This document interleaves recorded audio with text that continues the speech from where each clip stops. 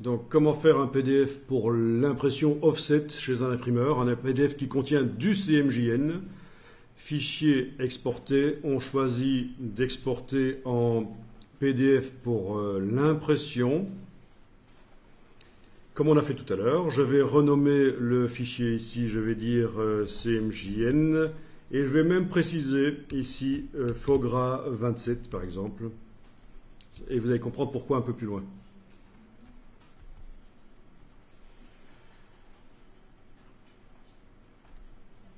Voilà, et j'enregistre le PDF et les options PDF apparaissent. Alors qu'est-ce qu'on avait dit ici? Ben oui, on avait dit pour des questions de rapidité, on n'exporte que la première page, la page 44. Au niveau de la compression, on réduit à 300. D'accord.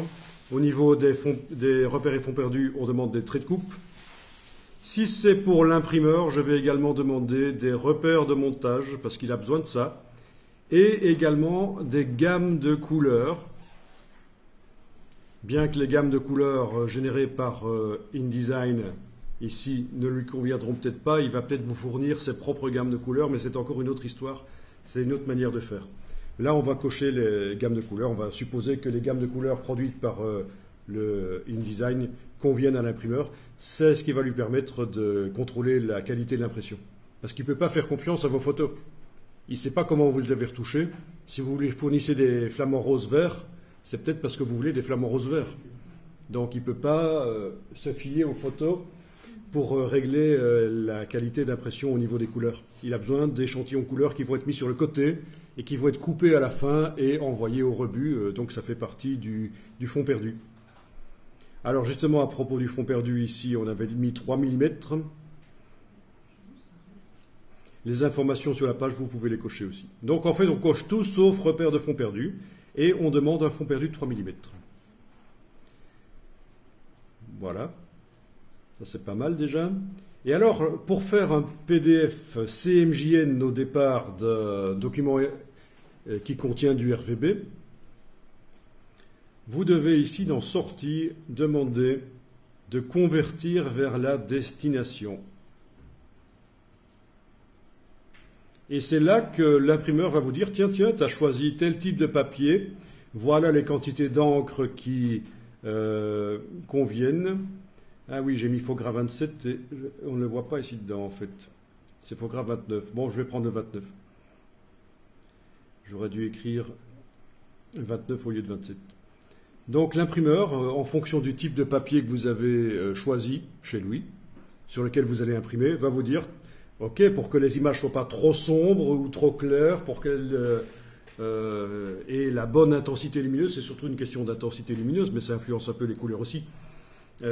Voilà ce qu'il faut indiquer. Donc ici, typiquement, Fogra 29, c'est du papier non couché, uncoated, il n'y a pas de pelliculage, c'est donc du papier graineux, qui fait un peu buvard, l'encre va un peu fuser dans les fibres, ça assombrit les photos. Il faut donc envoyer moins d'encre que si c'était du papier pelliculé, coated. Et voilà, parce qu'en fait des CMJN, il en existe plein, raison pour laquelle il vaut mieux ne pas le prévoir dès le départ, le CMJN, parce que déjà, quel CMJN? Ça dépend du type de papier qu'on va réellement utiliser.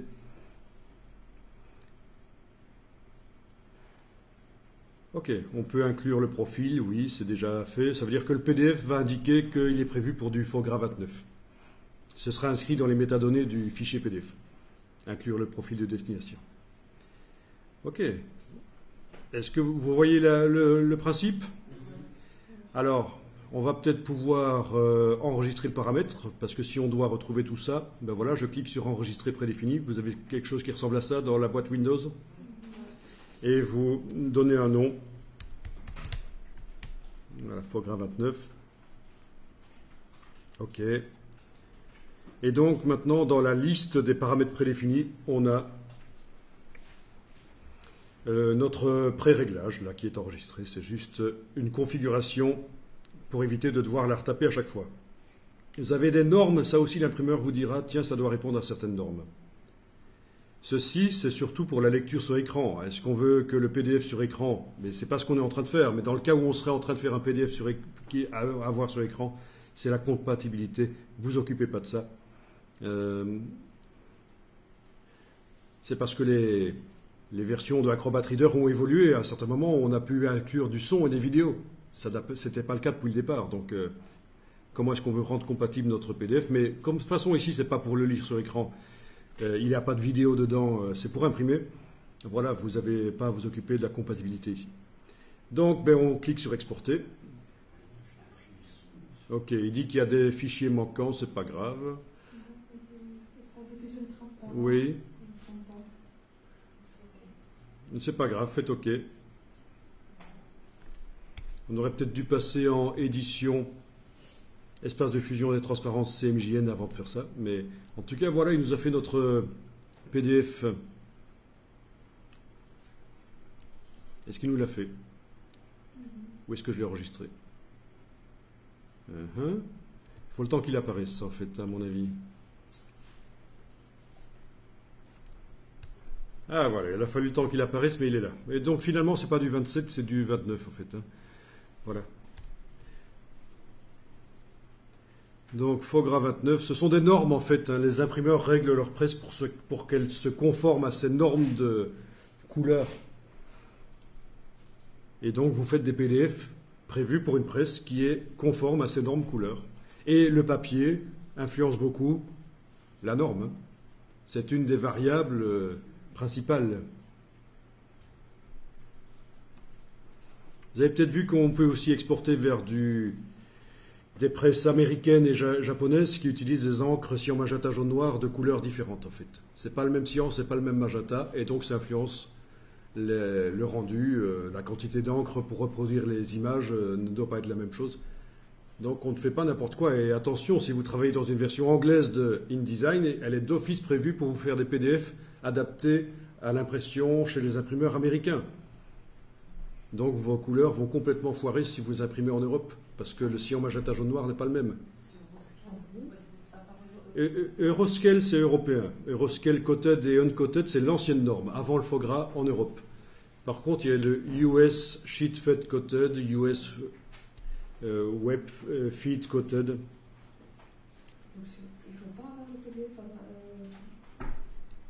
Je vous montre. Dans Fichier exporté PDF pour l'impression, dans le paramètre sortie ici, vous avez dans la liste des profils qui sont pour une impression en Amérique du Nord. Alors, il faut le retrouver. Et si vous avez une version anglaise de InDesign d'office, il a tendance à vous proposer ça en fait, hein, logique. Hein.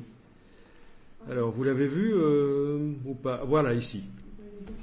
Donc, encre américaine sur papier prédécoupé, sheet fed, ça veut dire que la presse est nourrie avec des feuilles, en fait. Sur du papier, c'est du papier pelliculé, lissé, un peu imperméabilisé au niveau de l'encre. Et la même chose pour du papier graineux. Et ça, le web, ça n'a rien à voir avec Internet, ça veut dire bobine, alimentation par bobine. Donc un rouleau avec un papier continu. Et vous avez aussi pour le Japon, donc ne faites pas ça, sauf si vous imprimez là-bas. Ben oui, il faut changer, il faut mettre ce que l'imprimeur vous dit. Ah tiens, on a le 27 qui est là, je n'avais pas vu. 29, voilà. 29, c'est ce qu'on avait choisi, etc. Vous avez le FOGRA et parfois les imprimeurs fonctionnent à l'ancienne et aussi les copies services. Les copies services règlent leurs imprimantes laser couleur ou les presses numériques sur les anciennes normes Euroscale, coated et uncoated. Donc, c'est encore beaucoup le cas. Oui, c'est encore beaucoup le cas, oui. Donc Euroscale est encore beaucoup utilisé et c'est pas certain qu'il apparaisse d'office dans la liste, il faut parfois l'ajouter. Dans l'ordinateur, dans le dossier des profils. Ça dépend. Si vous ne le trouvez pas, donc vous étonnez pas, Euroscale, il faut peut-être parfois l'ajouter sur les derniers ordinateurs. Ah, c'est compliqué, mais si c'est... Quand on a passé du temps à faire des documents valables, on a envie qu'ils sortent avec les bonnes couleurs, et donc c'est une solution. C'est les solutions, c'est de maîtriser un peu ça. Et alors, comme c'est pas évident, Faites-vous éventuellement aider par l'imprimeur qui va vous faire la conversion lui-même, peut-être, s'il est sympa. Enfin, voilà. Lundi, je viendrai avec des... Alors voilà, j'ai ouvert le document PDF qui a été généré. Comme c'est prévu pour un papier buvard, en fait, hein, graineux, il y a peu d'encre, en fait. Mais ça va sortir correct sur le papier, ça va s'assombrir. C'est pour ça que c'est un peu fadasse ici. Bon, donc, qu'est-ce qu'on a? On a les hirondelles, non pas la tourterelle, les hirondelles. La chose là, la cible, c'est ce qu'on appelle les hirondelles qui vont permettre à l'imprimeur de bien caler précisément les plaques offset sur les presses, de manière à ce que les encres se superposent parfaitement. C'est ce qu'on a demandé, les repères de montage. Vous avez les gammes de couleurs qui vont permettre à l'imprimeur de vérifier que les couleurs des photos, du document s'impriment bien. Comment est-ce qu'il va faire? Il va imprimer des exemplaires et à un certain moment, il va sortir un des exemplaires du tas de feuilles qui sort de la presse, il va le prendre et analyser à l'aide de ce qu'on appelle un densitomètre.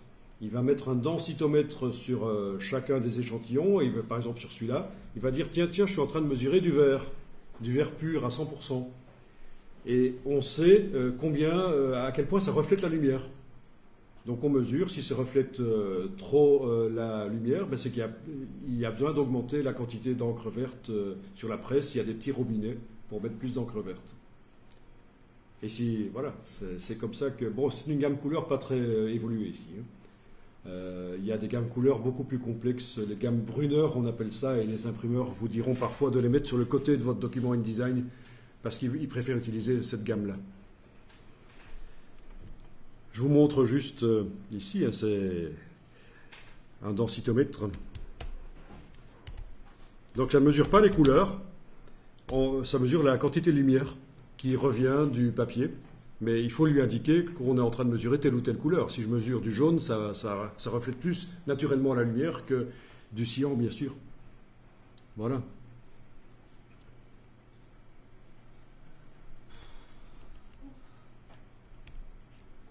Ok. Je vais essayer de trouver une image. Oui, ça c'est... Voilà, une image comme ça, voilà. Ça c'est une phase de calibration de la presse, en fait. C'est encore autre chose. C'est pas un document intéressant qui est imprimé avec des échantillons sur le côté, comme on a vu. C'est pour la calibration de la presse, pour la faire correspondre aux normes. Voilà, des densitomètres qui mesurent les gammes couleurs qui sont sur le côté de l'impression. Vous n'aurez pas à avoir ça, vous. Un densitomètre, c'est pour les imprimeurs. Ça ne vous servira à rien du tout, en fait. Par contre, ce qui vous servira, c'est sans doute un colorimètre pour mesurer l'écran, pour avoir un écran bien calibré qui vous montre bien les espaces couleurs de Photoshop. Et ça, c'est une autre histoire. Le colorimètre, lui, il mesure vraiment la couleur.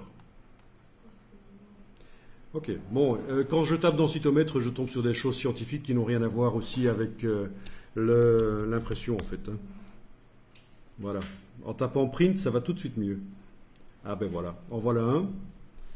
Donc le principe, c'est que on vise l'échantillon avec la petite cible, là, vous voyez. On abaisse le densitomètre, il mesure.